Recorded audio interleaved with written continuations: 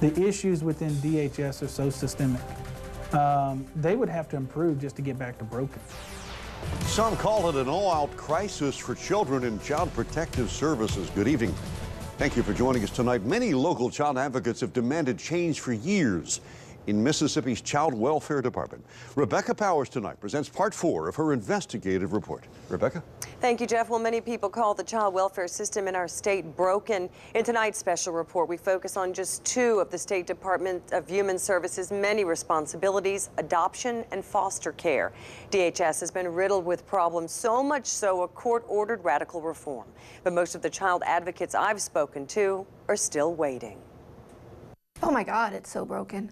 That's what Marie Page of Ocean Springs thinks of the child welfare system in Mississippi, which she knows desperately needs licensed foster homes.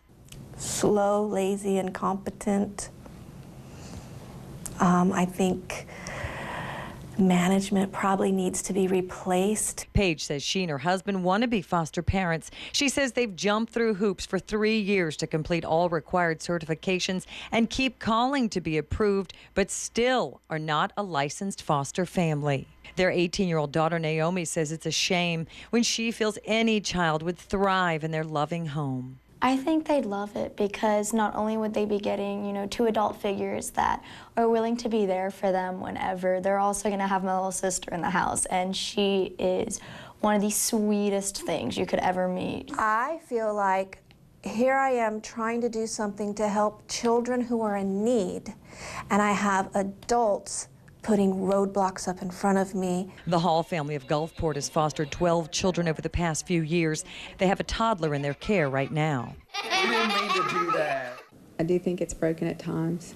Amanda and Steve Hall say this system does not give foster parents the support they need and says it's devastating to watch children they would have adopted so often go back to unfit homes. Steve feels the only answer is to educate parents in the system and let children be adopted to loving homes sooner than later if their biological parents cannot care for them. Break this cycle of these kids just staying in the system and staying in the system and then having babies that are in the system, and then so we're just growing and growing, and the system's just exploding, and there's no end in sight. Little Kelly Rose was in the system along with all 4 of her older siblings until her foster parents, Julie and Michael Garrett, sued DHS and won to keep her from going back to her convicted sex offender father last year.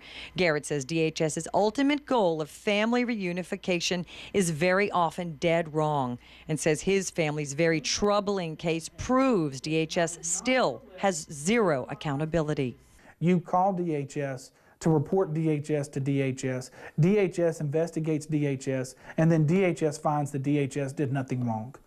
As long as that's the system of accountability in this state, then we can expect and guarantee that there will be more horrific decisions like this being made every single day. Garrett says his case is precedent-setting, but nowhere near the 2004 landmark Olivia Y suit against Mississippi. She's the girl who was placed in foster care, not checked for 4 months when children are supposed to be checked on each week. After being found sexually abused and malnourished, the court mandated DHS make radical policy change.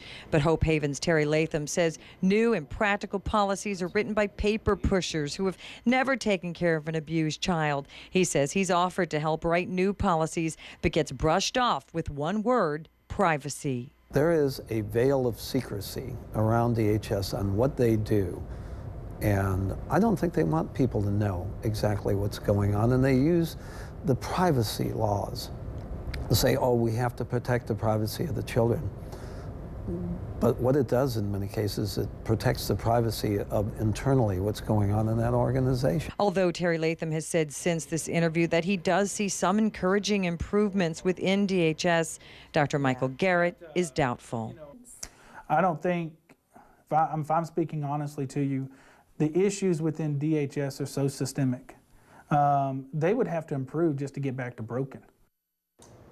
Thank you to the thousands of you who have commented on this story and shared it with so many others.